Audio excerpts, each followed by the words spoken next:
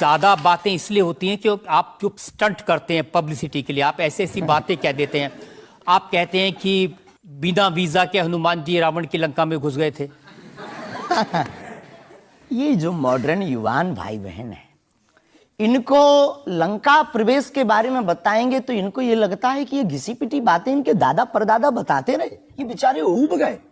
इनको कुछ ऐसा चाहिए कि उस अध्यात्म से कनेक्ट हो पाए। जैसे रावण ने मुझसे फोन पे बात की। हाँ, बिल्कुल, हम वही बोलने ही वाले थे। लगता है आज हमारी शक्ति आपके पास पहुंच गई। तो हमें आपको समझाना है, रावण से फोन का बात का मतलब सबके अंदर रावण बैठा है। कोई ऐसा दुनिया में नहीं जो गलत कृत्य देख रहा, गलत कर रहा और सच जानते हुए चुप है, वो रावण की दृष्टि का आदमी।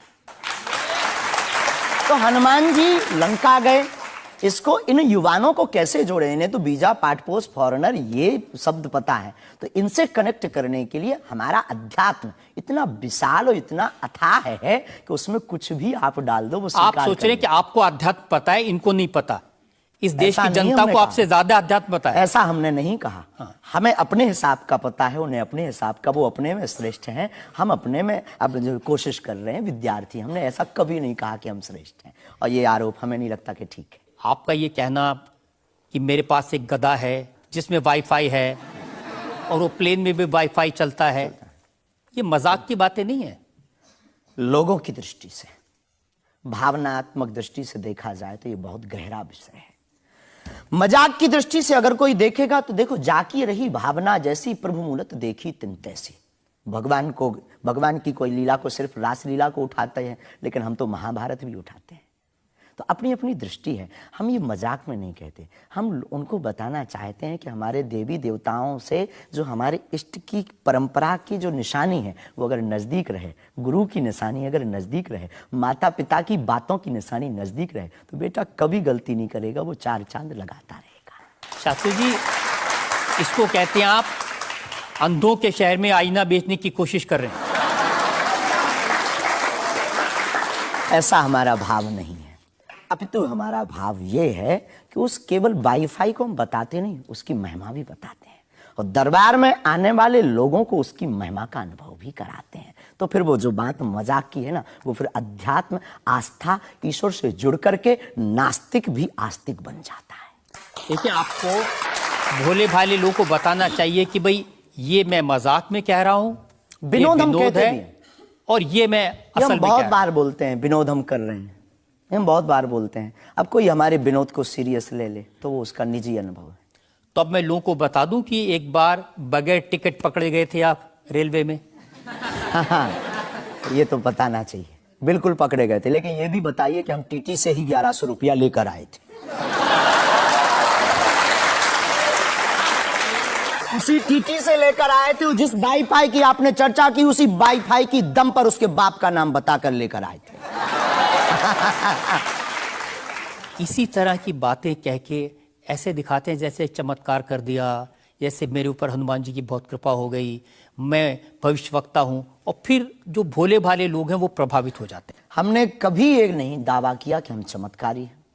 आज भी आपकी अदालत में हम कहते हैं कि हम कोई चमत्कारी नहीं है, हम कोई ईश्वर नहीं है, हम कोई महात्मा नहीं है, हम एक आम इंसान हैं। लेकिन हमारी अपने इष्ट के प्रति आस्था, ऋषि परंपरा के प्रति आस्था है। जो महर्षि वाल्मीकि से पत्र दरबार की महिमा चली है, उस महिमा का हम अनुकरण करते हैं, और उस आस्था में उलझनों में का रास्ता मिल जाता है तो उसे आप चाहे चमत्कार मानिए, अथवा फिर आप अपनी बुद्धि से जो जिसने जो जाना वो हमें माना। देखिए शास्त्री जी, बहुत सारे ऐसे लोग हैं, गरीब हैं, परेशान हैं, बीमारियों से थके हारे हैं, डॉक्टर से आशा छूट जाती है, हॉस्पिटल से आशा छूट जाती है, वो आपके पास आते हैं। वो सोचते हैं यहाँ इलाज मिलेगा। किसी का बच्चा बोल नहीं सकता, किसी का बच्चा चल नहीं सकता, वो लोग बड़ी आस्था विश्वास लेके, जो मैंने जानकारी हासिल की, वो आते हैं, सोचते हैं कि यहाँ से शायद उन्हें कोई रास्ता दिख जाएगा, और उन्हें मिल जाता है। जो आते हैं श्रद्धापूर्वक आते हैं। देखो, जिंदगी में अगर वो परेशान है और डॉक्टर से परेशान होकर के या कहीं से भी निराश होकर के आया और उसे कुछ मिले ना मिले, हम ये तो नहीं कहते, जिसकी जितनी निष्ठा उसको उतना हमारे बागेश्वर बालाजी के दरबार में मिलता है। और अगर नहीं मिलता, अगर उसे जीवन जीने की अगर ढांढस और सात्तावना मिलती है तो क्या ये भी कम है? बिना पैसों में, बिना दक्षिणा दिए, बिना कुछ लगे अगर हनुमान जी से जुड़ रहा, अगर वो प्रभु से जुड़ रहा, अगर उसे जीवन जीने में 4 दिन की जिंदगी है, डॉक्टर ने कह दिया तो मर जाओगे, लेकिन बागेश्वर धाम के नाम से उसके चेहरे पे मुस्कुराहट है कि मेरा हारे का सहारा है, तो अगर ये मुस्कुराहट उसके चेहरे पर आती तो इससे किसी को गुस्ताखी क्यों? देखिए, अगर बागेश्वर धाम आने से लोगों का इलाज हो जाता है तो फिर आपको कैंसर हॉस्पिटल बनाने की क्या जरूरत है? यही तो हम बताना चाहते हैं कि दुआ और दवा दोनों आवश्यक है। हमने ये नहीं कहा कि हम डॉक्टरों के खिलाफ हैं। अब मैंने पूछ लिया तो आपने दवा ऐड कर दिया उसमें। नहीं, हमने औषधालय बागेश्वर धाम पर खुलवाया है और मंदिर के समीप खुलवाया है। वहां पर ग्राम पंचायत का भवन है, वहां पर आयुर्वेदिक औषधालय है। दुआ और दवा मतलब नीचे दवा है और वहां ठीक नहीं हुए तो दुआ के लिए चढ़ जाओ मंदिर पर, दोनों काम करें, ठीक है। और ये कोई नई बात नहीं है, हमने ऐड नहीं की, डॉक्टर खुद ऐड करता है, ऑपरेशन करता है, जब ठीक नहीं होता तो वो भी कहता है तुम भी प्रार्थना करो। लेकिन